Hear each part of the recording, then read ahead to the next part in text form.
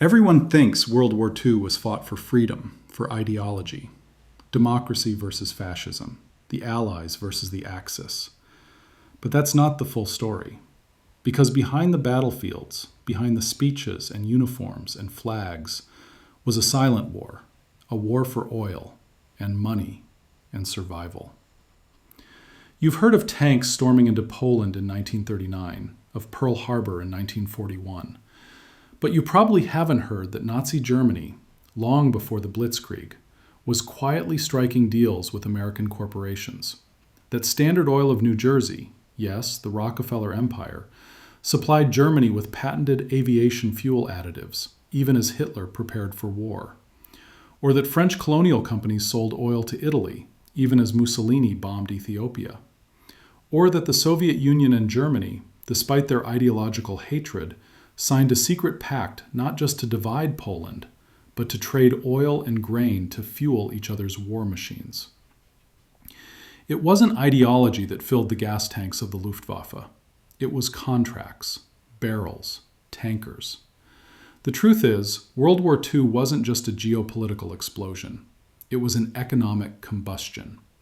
A war built on secret energy dependencies. Because without oil, you can't fly planes, drive tanks, or even move an army. And all the moral justifications in the world don't matter when your war engine runs dry. In 1938, Germany had no domestic oil, not enough to fight a week-long campaign. So how did they conquer half of Europe within 2 years? They built a shadow supply chain, deals with Romania, trade with Stalin, and, most shockingly, economic entanglements with Western firms who saw Hitler not as a dictator, but as a customer. And it wasn't just Germany. Britain, the so-called bastion of liberty, ran its empire on Middle Eastern oil extracted through rigged deals with Iran and Iraq, deals enforced by gunboats and colonial treaties. The United States, long before officially entering the war, played both sides in the global energy game, selling oil to Japan up to 1941, even as military strategists warned. This oil would one day power the very attack on Pearl Harbor. This is the part of World War II they don't teach in school, because it reveals a deeper truth. Wars are never just about flags and leaders. They're about logistics, about resources, about who controls the oil. And when you follow the pipelines instead of the headlines, you find a different story. To understand how oil became the bloodstream of World War II, we have to rewind the clock, not to 1939, but to 1911. That's the year Standard Oil, the Rockefeller giant, was broken up by U.S. courts for being too powerful. But this was no real defeat. The breakup simply created a dozen new oil corporations, Exxon, Mobil, Chevron, still under the same controlling interests. In finance, sometimes division is multiplication. By the 1920s, oil wasn't just a commodity, it was a weapon. The British knew it, the Americans knew it, so did the Germans. The British Empire, built on coal and sailing ships, transformed itself into an oil-dependent global machine almost overnight. Winston Churchill, then First Lord of the Admiralty, pushed in 1912 to switch the Royal Navy from coal to oil. But Britain had no oil, so they bought it at gunpoint. The British government seized majority control of the Anglo-Persian Oil Company in 1914. Persia, modern-day Iran, became the empire's energy colony. From this moment forward, oil wasn't just about energy. It was about empire, about survival. Now entered Germany. After losing World War I, Germany was not only stripped of colonies, it was starved of resources. The Treaty of Versailles imposed brutal economic terms. But even worse, Germany had no significant oil reserves. Not in 1919, not in 1933 when Hitler came to power, and not in 1939 when the Wehrmacht began its march. So how do you prepare for total war when your engines are empty? You create a workaround. That workaround was called synthetic fuel. Germany, cut off from foreign oil, turned to coal liquefaction, a process of turning coal into liquid fuel. Companies like IG Farben, a chemical conglomerate with ties to both the Nazi Party and American financiers, were given massive state contracts to build synthetic fuel plants. But that wasn't enough. To run a modern army, Germany still needed oil imports. So Berlin went hunting, not with tanks, but with treaties. They secured secret deals with Romania, which had one of Europe's largest oil fields. They negotiated with Stalin for Soviet crude in exchange for German machine parts, and they built political ties with American firms. Here's the part that strains belief, but it's documented. In 1934, Standard Oil of New Jersey signed a patent-sharing agreement with IG Farben. The Germans received access to proprietary American fuel technologies. In return, the Americans received payments, even after the war started. Shell and Texaco were involved too. And these weren't rogue deals. They were structured through Dutch holding companies and Swiss intermediaries, the offshore havens of their time. Oil flowed in, money flowed out. And in Washington, no one stopped it. Because oil companies weren't governed like national institutions, they operated as sovereign entities, more powerful than some states, more connected than most governments. Meanwhile, the British secured control over Iraq Petroleum Company. They redrew borders in the Middle East after World War I, not to promote democracy, but to guarantee oil fields. France got a piece too, controlling parts of Syria and Lebanon for the same reason. By the 1930s, the global oil system was locked in a fragile triangle. The United States had the biggest reserves. The British controlled the colonial pipelines. Germany had neither, but compensated with synthetic fuel and shadow diplomacy. It was a delicate balance. But once Hitler announced his territorial ambitions, Lebensraum, in the East, the game changed. Because now, oil wasn't just a background concern. It became the objective. Why do you think Hitler invaded the Soviet Union in 1941? Not just to crush Bolshevism. He was after the Caucasus oil fields, the Baku Basin, the same fields that fed the Russian tanks that would eventually destroy him. By then, the global oil network had become a geopolitical bomb, tightly wired, ready to explode. And it was built not in speeches, but in contracts, refinery deals, maritime insurance, trade pacts buried in the fine print. When you study the economics behind the flags, you realize something. World War II wasn't made possible by ideology. It was made possible by infrastructure. If you're still here, you've seen how the system was built. Now ask yourself, who designed it and who profited? By the late 1930s, the world was already on fire, but no one wanted to admit it. The war machine was being assembled in plain sight, financed through debts, lubricated with oil, and cloaked in diplomacy. And still, everyone believed they could control it, that the system would hold, that the profits would keep flowing. This is the phase of every great collapse, the illusion of stability, the roaring engine before the stall. Let's look at the numbers. In 1938, Germany imported over 60% of its oil from abroad, even while preaching self-sufficiency under autarky. By 1939, synthetic fuel plants, built by IG Farben with government subsidies, were producing just enough to seem sustainable. But it was an illusion. The moment the war widened, Germany's fuel reserves would fall off a cliff. Still, confidence reigned. Hitler believed that speed could outpace scarcity. Blitzkrieg, lightning war, wasn't just a tactic. It was a fuel-saving strategy. Conquer fast and seize the oil before you run out. And for a time it worked. Poland collapsed in weeks, France in 6. By June 1940, Germany controlled Western Europe and gained access to French oil reserves, Dutch shipping, and Norwegian ports.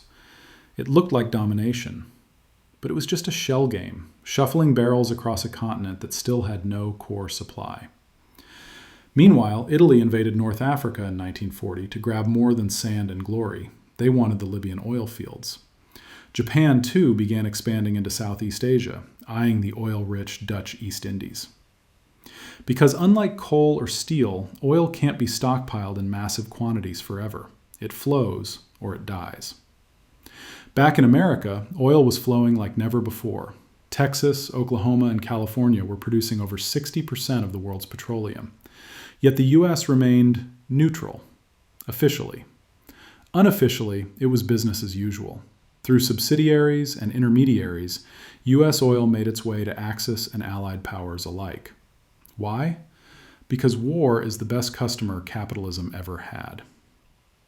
British tankers refueled in New Jersey. German synthetic plants kept running with chemicals licensed by American firms.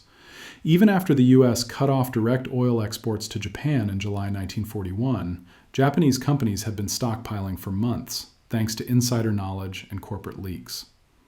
Everyone thought they could keep dancing with disaster and still step off the floor before the collapse. Even after Hitler turned east and launched Operation Barbarossa in June 1941, invading the very country that had kept German oil stocks alive, German officials believed they could take the oil fields of the Caucasus fast enough to win the game. They built pipelines in advance, calculated fuel consumption by the kilometer, and even drafted plans to deport the workers of Baku and replace them with German engineers.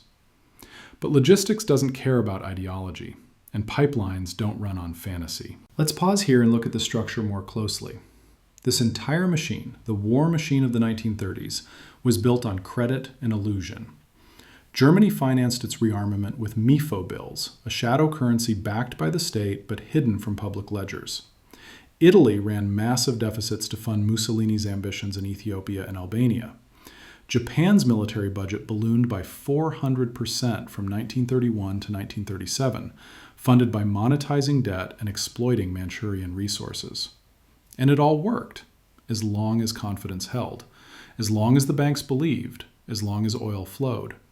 It was the same illusion the French lived in during the 1780s with assignats, or Americans during the 1920s stock boom. The belief that supply could be printed, conjured, or captured faster than the laws of scarcity could catch up. But the laws of energy are not like the laws of finance. You can lie on paper, but you can't lie to a gas tank. Still, the world believed. Even when Britain stood alone after 1940, the illusion of control was preserved. The Royal Navy guarded oil routes from the Middle East. Anglo-Iranian Oil, today BP, shipped crude through the Suez Canal with military escort.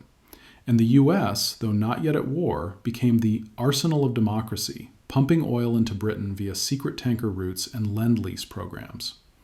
The stock markets held, the newspapers sold hope, the companies reaped windfalls. Because when war looks inevitable, investment doesn't stop. It accelerates. Just as in 2008, just as in 2020, just as now, when crisis arrives, the illusion of infinite growth hardens into dogma. But every illusion has a cost. Every growth curve has a limit. And in the early 1940s, the numbers began to shift. German fuel consumption rose, supply tightened, Allied blockades intensified, and a silent panic began to grow, not in parliaments, but in boardrooms. If this phase taught us anything, it's this. Systems don't collapse when they stop working. They collapse when everyone believes they'll never stop. If you're seeing the pattern, if this reminds you of anything happening now, say it in the comments. History rhymes louder than most people think. Collapse doesn't begin with an explosion. It starts with silence, a failed delivery, an empty fuel depot, a missed convoy. In late 1941, Germany's high command started receiving strange reports from the front. Panzer divisions were outrunning their supply lines. Airfields lacked enough aviation fuel for more than 2 sorties a day. And the synthetic fuel plants, the pride of the Nazi self-reliance doctrine, were hitting physical limits. By the time German troops reached the outskirts of Moscow in December 1941, they were fighting in snow with fuel that froze in their tanks. Their engines, like their ideology, were running on fumes. This wasn't a military error. It was arithmetic. The math of oil had turned against the Reich. The Blitz had devoured more fuel than the economy could replenish, and the oil-rich prize of the Soviet Caucasus, still hundreds of miles and 2 Soviet armies away. Germany's invasion of the USSR had severed its last stable oil pipeline. The Molotov-Ribbentrop Pact, the cynical deal between Stalin and Hitler to trade oil for machines, was over. Now those same Soviet oil fields that had kept the German war engine running were fueling the Red Army that would drive it back. So Hitler did the only thing he could. He gambled. In 1942, he launched Operation Blue, a southern offensive aimed straight at the Baku oil fields. The objective wasn't just strategic, It was existential. German intelligence estimated that without new fuel supplies, the Third Reich would be unable to sustain operations beyond 1943. That meant if Baku fell, the war could go on. If it didn't, the war was lost. The offensive stalled in a place called Stalingrad, and that's where the math finally broke the machine. While tanks bogged down in rubble, Soviet factories, far from the front lines, kept churning out fuel, planes, and reinforcements. Thanks to American Lend-Lease shipments, Soviet logistics were improving while Germany's cracked. By early 1943, the outcome was clear. Not because of ideology, because of oil. Let's zoom out. While Germany collapsed in the East, Japan was facing its own reckoning. The United States, once a silent supplier, had now entered the war fully after Pearl Harbor, and the U.S. had what Japan desperately lacked: domestic oil. Before the embargo in 1941, 80% of Japan's oil came from America. When Roosevelt cut it off, Japan didn't just lose fuel, it lost the future. The attack on Pearl Harbor was not a surprise move. It was a resource heist. The Japanese High Command believed they had 18 months of oil reserves, so they moved to seize the Dutch East Indies, modern-day Indonesia, and its oil fields. It worked, for a moment. But logistics doesn't yield to desperation. Shipping raw oil across thousands of miles of contested ocean, refining it in war zones, protecting the convoys, it was unsustainable. By 1944, Japanese warships were literally dead in the water, not for lack of courage, for lack of diesel. Meanwhile, the Allies had done something unthinkable. They built an underwater oil pipeline. Operation Pluto, pipeline under the ocean, carried fuel under the English Channel to supply the D-Day invasion in 1944. The Nazi High Command thought it was impossible. It wasn't. It was engineering meeting necessity.